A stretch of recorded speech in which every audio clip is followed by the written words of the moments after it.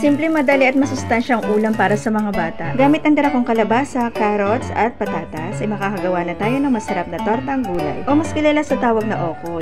Gumamit ako dito ng gadgaran para pantay-pantay yung kanilang laki at yung kapal.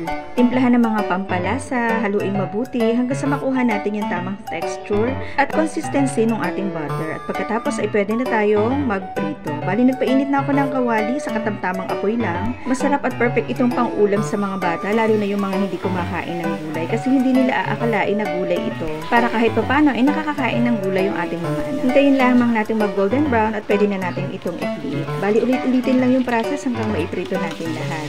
Pagkaramihan ng ilang minuto ay ready to serve na ang aking tortang gulay o okoy.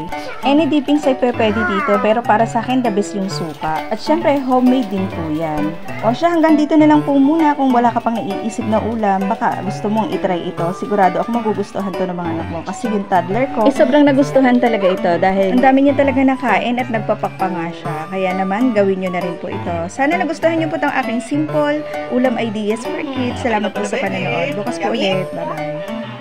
I'm set up.